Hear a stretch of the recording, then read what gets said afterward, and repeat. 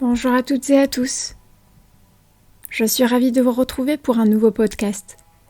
Aujourd'hui, nous sommes le dimanche de juin, et malgré le ciel gris qui plane au-dessus de Paris, nous allons faire briller cette journée ensemble.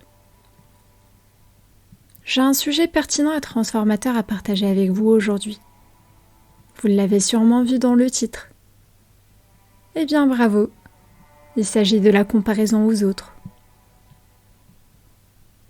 Imaginez un instant, un monde où la comparaison n'existe pas, un monde où chaque matin vous vous réveillez en vous sentant pleinement confiant et satisfait de qui vous êtes. Malheureusement, dans notre société actuelle saturée par les réseaux sociaux, il est devenu incroyablement facile de se comparer aux autres. Nous voyons constamment des moments de gloire, des réussites éclatantes et des images de perfection. Cela peut facilement nous amener à douter de notre propre valeur et à poser trop de questions. Ai-je aussi bien réussi? Ai-je aussi plus de chance? Suis-je aussi heureux? Aussi intelligent? Aussi riche? Aussi beau? Aussi mince? Notre esprit de compétition est si profond que nous allons parfois jusqu'à juger nos propres opinions ou aspirations. Il joue donc un grand rôle dans l'image que l'on a de soi-même.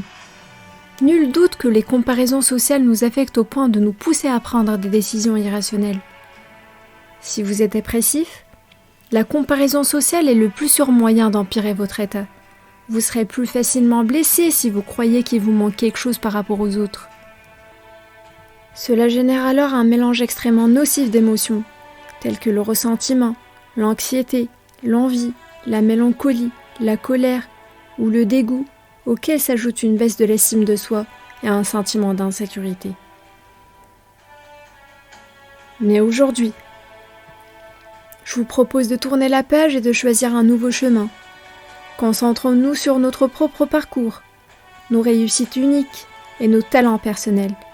Imaginez ce que serait votre vie si au lieu de vous comparer aux autres, vous appreniez à célébrer votre unicité.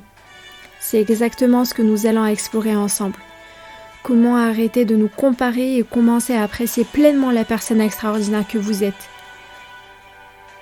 J'ai tant parlé, il est temps de vous partager les 3 conseils puissants et pratiques pour vous libérer du piège de la comparaison. Alors le premier conseil que je peux vous donner, c'est définissez vos objectifs. Qu'est-ce que cela veut dire? Pour arrêter de vous comparer aux autres, commencez par définir des objectifs ambitieux et précis dans votre vie. Lorsque vous avez de grands objectifs qui demandent beaucoup de temps et d'énergie, vous n'aurez tout simplement pas le temps de vous comparer aux autres. Vous serez tellement concentré sur vos propres aspirations que les pensées négatives disparaîtront. Avoir des objectifs clairs vous donne une direction et vous aide à rester focalisé sur ce qui est important pour vous. Passons maintenant au deuxième conseil. Comparez-vous à vous-même. Si vous devez absolument vous comparer, faites-le par rapport à vous-même. Notez où vous étiez il y a un an. Est-ce que vous êtes devenu depuis? Observez les évolutions dans votre vie personnelle et professionnelle, les changements positifs dans votre comportement et les progrès que vous avez réalisés. Votre but ultime est de devenir la meilleure version de vous-même, pas une copie de quelqu'un d'autre. En vous concentrant sur votre propre amélioration, vous oublierez naturellement ce que font les autres. Engagez-vous dans un processus d'amélioration continue et célébrez chaque petite victoire. On enchaîne donc avec le 3e et dernier conseil. Ayez de la gratitude. Lorsque vous vous comparez à quelqu'un qui a déjà réalisé ce que vous souhaitez accomplir, ressentez de la gratitude pour cette personne. Voyez-la comme un modèle qui vous montre le chemin à suivre. Rappelez-vous que vous pouvez aller encore plus loin en ajoutant votre propre style et votre touche personnelle. Chacun est unique et vous l'êtes aussi. Vous êtes la seule personne au monde avec vos qualités, votre caractère et vos expériences uniques. Donc, soyez fiers de qui vous êtes. Exprimez vos qualités, vos talents et votre personnalité et cherchez toujours à vous améliorer. La gratitude vous permet de voir les aspects positifs de votre quotidien et de vous apprécier davantage. Et pour illustrer cette idée, imaginons une banane, une pomme et une orange. Bien qu'ils soient tous des fruits, chacun est unique et apporte des bénéfices spécifiques.